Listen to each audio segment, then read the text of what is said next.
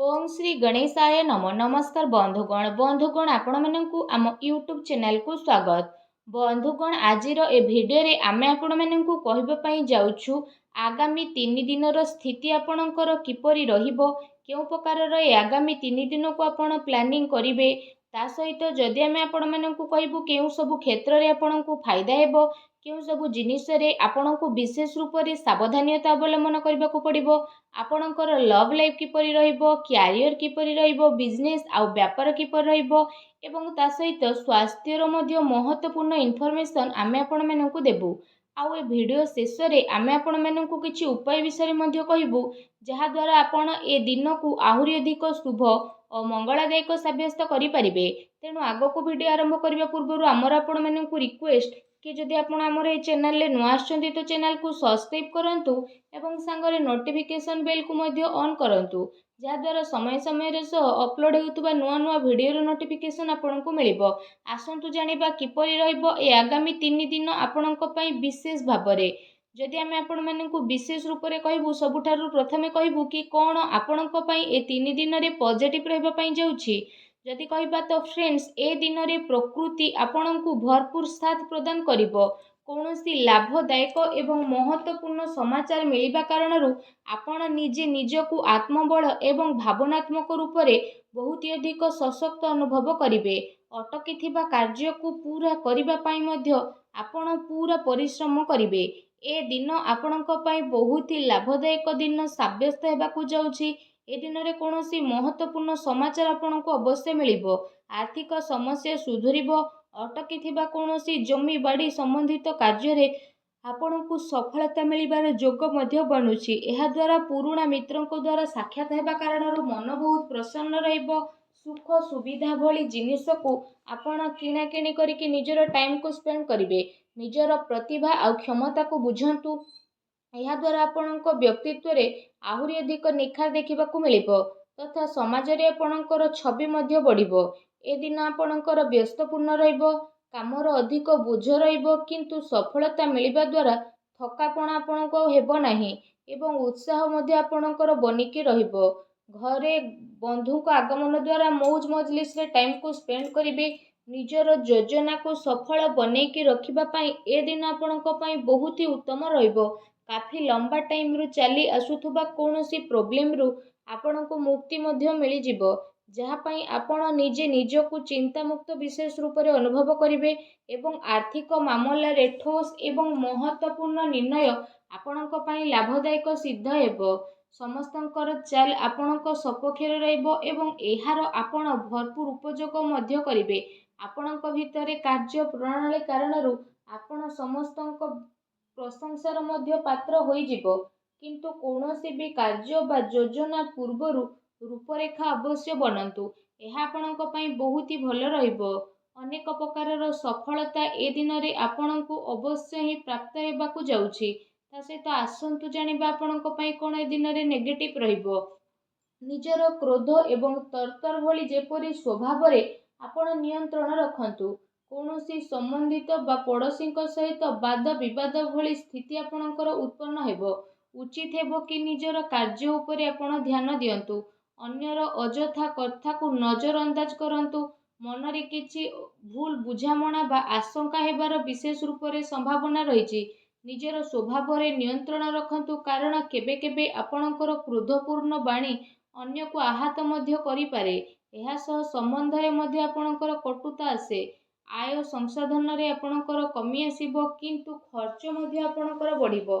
सेथिपाई निज बजेट अनुसार खर्च करंतु। किछि अस्वस्थता मध्य आपण अनुभव करिवे, किंतु आपणकर कॉन्फिडेंस आपणकु एक्टिव बनेकी रखिबो। एहा सहित जदि कहिबा अन्य कारणरू कौनसी प्रकारर धन हानि मध्य आपणकर होई पारे। भाई भौणी सहित निजर संबंध को खराब ना हेबाकू दियंतु नाही।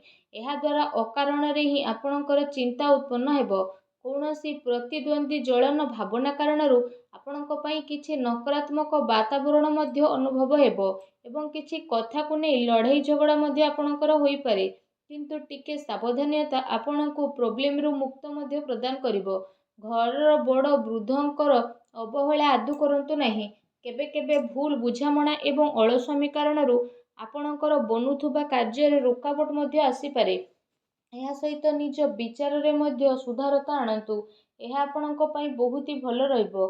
ଆସନ୍ତୁ ଜାଣିବା ଏ ଦିନରେ ଆପଣଙ୍କର ଲଭ୍ ଲାଇଫ୍ କିପରି ରହିବ।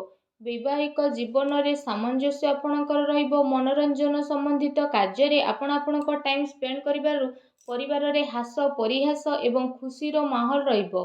ପାରିବାରିକ ବାତାବରଣ ଆପଣଙ୍କର ସୁଖଦପୂର୍ଣ୍ଣ ରହିବ। ପ୍ରେମ ସମ୍ବନ୍ଧରେ ମଧ୍ୟ ପ୍ରଗାଢ଼ତା ଆସିବ। ରୋମାଣ୍ଟିକ ମାହୋଲ ରହିବ ଏବଂ ନିକଟ ସମ୍ବନ୍ଧରେ ଡିନରରେ ଯିବାର ପ୍ରୋଗ୍ରାମ ମଧ୍ୟ ଆପଣଙ୍କର ବନୁଅଛି। କାଫି ସମୟ ପରେ ଘରୁ ବାହାରିବା ଏବଂ ଲୋକଙ୍କ ସହ ମିଶିବା ଆପଣଙ୍କୁ ଖୁସି ଏବଂ ଶାନ୍ତି ପ୍ରଦାନ କରିବ। ପାରିବାରିକ ବାତାବରଣ ଖୁସି ଭରା ରହିବ। ଘରର ସମସ୍ତ ସଦସ୍ୟ ଜଣେ ଆଉ ଜଣଙ୍କ ସହିତ ଟାଇମକୁ ସ୍ପେଣ୍ଡ କରିବେ। ବାହାର ସମ୍ବନ୍ଧୀୟଙ୍କ ସହ ସାବଧାନ ରୁହନ୍ତୁ। ଏହାଦ୍ୱାରା ମାନହାନି ହେବାର ସମ୍ଭାବନା ରହିଛି। ପରିବାରର ଗତିବିଧି ଆପଣଙ୍କ ଉପରେ ଦେଖା ମଧ୍ୟ ଯିବ। କାହିଁକି ନା କାମର ବ୍ୟସ୍ତତା ପରେ ଆପଣ ପରିବାରକୁ ଟାଇମ୍ ଦେଇପାରିବେ ନାହିଁ। ସେଥିପାଇଁ ଆପଣ ସେମାନଙ୍କ ପାଇଁ କିଛି ଟାଇମ୍ ଅବଶ୍ୟ ବାହାର କରିକି ରଖନ୍ତୁ। ବୈବାହିକ ସମ୍ବନ୍ଧରେ କିଛି ସମୟରୁ ଚାଲି ଆସୁଥିବା ଟେନସନକୁ ଆପଣ ସୁଲଝେଇବାରେ ସଫଳ ପ୍ରଦାନ ହେବେ ଏବଂ ଘରର ବାତାବରଣ ପୁନଃ ସୁଖଦ ଏବଂ ମଧୁରପୂର୍ଣ୍ଣ ରହିବ। ଆସନ୍ତୁ ଜାଣିବା ଏ ଦିନରେ ଆପଣଙ୍କ ବ୍ୟବସାୟିକ କ୍ୟାରିୟର କିପରି ରହିବ। ଏ ଦିନରେ ବ୍ୟବସାୟରେ ପ୍ରଡକ୍ସନ ସମ୍ବନ୍ଧିତ କାର୍ଯ୍ୟରେ କମି ଆସିବା କାରଣରୁ ଚିନ୍ତା ରହିବ, କିନ୍ତୁ ଆପଣଙ୍କର ପେମେଣ୍ଟ ଆସିବା ଦ୍ୱାରା ଆର୍ଥିକ ସ୍ଥିତି ଆପଣଙ୍କର ମଜବୁତ ରହିବ। ସେଥିପାଇଁ ବେଶୀ ଟେନସନ ନେବାର ଆବଶ୍ୟକତା ନାହିଁ।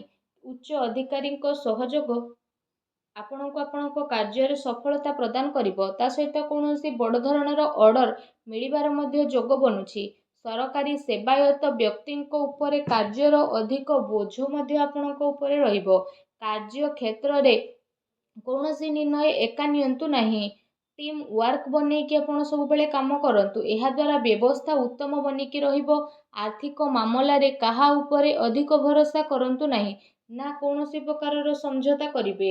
ବ୍ୟବସାୟିକ କ୍ଷେତ୍ରରେ ଆପଣଙ୍କୁ ଆପଣଙ୍କର ପରିଶ୍ରମର ଅନୁରୂପ ବହୁତ ଭଲ ପରିଣାମ ମଧ୍ୟ ହାସିଲ ହେବ। ଏ ଦିନରେ ଆପଣଙ୍କୁ ଆପଣଙ୍କ ଭାଗ୍ୟର ଅଧିକ ସହଯୋଗ ମିଳିବ। ଚାକିରି ପେଶା ବ୍ୟକ୍ତି କୌଣସି ସରକାରୀ ମାମଲାରେ ଫସି ମଧ୍ୟ ପାରନ୍ତି, ତେଣୁ ସାବଧାନ ରୁହନ୍ତୁ। ବ୍ୟବସାୟିକ ପରିସ୍ଥିତି ଆପଣଙ୍କର ଅନୁକୂଳ ରହିବ। ନିଜର ପୁରା ଧ୍ୟାନ ବିଜନେସରେ କେନ୍ଦ୍ରିତ କରନ୍ତୁ।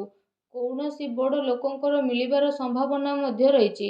ବ୍ୟବସାୟିକ ଗତିବିଧି ସମ୍ବନ୍ଧିତ ଯୋଜନା କୌଣସି ବାହାର ବ୍ୟକ୍ତି ଆଗରେ ଆପଣ ସେୟାର କରନ୍ତୁ ନାହିଁ। କେହି ଏହାର ଅନୁଚିତ ଉପଯୋଗ ମଧ୍ୟ କରିପାରେ ଏବଂ ଅର୍ଡର ସମ୍ବନ୍ଧିତ ସବୁ କାର୍ଯ୍ୟରେ ପକ୍କା ବିଲ୍ର ଆପଣ ଉପଯୋଗ କରନ୍ତୁ। ଚାକିରି କରୁଥିବା ଜାତକଙ୍କ ପାଇଁ ଏ ଦିନ ବହୁତ ହି ଲାଭଦାୟକ ଦିନ ରହିବାକୁ ଯାଉଛି। ଏହା ସହ ଚାକିରି ସମ୍ବନ୍ଧିତ ଏ ଦିନରେ ଆପଣଙ୍କୁ ବହୁତ ହି ଭଲ ଖୁସି ଖବର ଅବଶ୍ୟ ହିଁ ପ୍ରାପ୍ତି ହେବ, ଯାହାଦ୍ୱାରା ଆପଣଙ୍କୁ କାଫି ଖୁସିର ଅନୁଭବ ହେବ। ଆସନ୍ତୁ ଜାଣିବା ଏ ଦିନରେ ଆପଣଙ୍କ ସ୍ୱାସ୍ଥ୍ୟ କିପରି ରହିବ। ଗ୍ୟାସ୍ ଏବଂ ଏସିଡିଟି ଦ୍ୱାରା ଆପଣ ପ୍ରୋବ୍ଲେମ ରହିବେ। ଖାଦ୍ୟପେୟରେ ସଂଯମତା ରଖନ୍ତୁ। ବ୍ୟବସ୍ଥିତ ଦିନଚର୍ଯ୍ୟା ରଖିବା ପାଇଁ ଆପଣଙ୍କୁ ଆବଶ୍ୟକ ରହିଛି। ସ୍ୱାସ୍ଥ୍ୟ ମୌସୁମୀ ପରିବର୍ତ୍ତନ କାରଣରୁ ଥକାପଣ ଆପଣଙ୍କୁ ଅନୁଭବ ହେବ ଏବଂ କମଜୋରି ଅନୁଭବ ହେବ। ନିଜର ଇମ୍ୟୁନିଟି ସିଷ୍ଟମକୁ ଷ୍ଟ୍ରଙ୍ଗ କରନ୍ତୁ। ତା ସହିତ ନିଜ ସ୍ୱାସ୍ଥ୍ୟକୁ ଆହୁରି ଅଧିକ ଭଲ ରଖିବା ପାଇଁ ଆପଣ ପ୍ରତ୍ୟେକ ଦିନ ଯୋଗ କରନ୍ତୁ, ବ୍ୟାୟାମ କରନ୍ତୁ ଏବଂ ସୁସ୍ଥ ରୁହନ୍ତୁ। ଆସନ୍ତୁ ଜାଣିବା ଆଜି ଆପଣଙ୍କ ପାଇଁ କ'ଣ ବିଶେଷ ଉପାୟ ରହିଛି। ଏ ଦିନରେ ଆପଣ ବିଶେଷ ରୂପରେ ସ୍ନାନ ଆଦି କରିସାରିବା ପରେ ନିଜର ଶ୍ରଦ୍ଧା ଅନୁସାରେ, ନିଜ ସାମର୍ଥ୍ୟ ଅନୁସାରେ ସବୁଜ ମୁଗର ଦାନ ଭଗବାନ ଶ୍ରୀ ଗଣେଶଙ୍କୁ ସ୍ମରଣ କରିକି କରନ୍ତୁ। ଏପରି କରିବା ଦ୍ୱାରା ଭଗବାନ ଶ୍ରୀ ଗଣେଶଙ୍କ କୃପା ପ୍ରାପ୍ତ ହେବ ଏବଂ ଆପଣଙ୍କ ଜୀବନର ସବୁ ଦୁଃଖ କଷ୍ଟ ଦୂର ହେବ, ସବୁ ବାଧାବିଘ୍ନ ମଧ୍ୟ ଦୂରେଇ ଯିବ। ଆଶା କରୁଛି ଆଜିର ଭିଡ଼ିଓଟି ଆପଣଙ୍କୁ ଭଲ ଲାଗିଥିବ। ଭିଡ଼ିଓଟି ଭଲ ଲାଗିଥିଲେ ଭିଡ଼ିଓଟିକୁ ଲାଇକ୍ କରନ୍ତୁ। ଆଉ ଯଦି ଚ୍ୟାନେଲରେ ନୂଆ ଆସିଛନ୍ତି ତ ଚ୍ୟାନେଲକୁ ସବସ୍କ୍ରାଇବ୍ ମଧ୍ୟ କରନ୍ତୁ। ଧନ୍ୟବାଦ।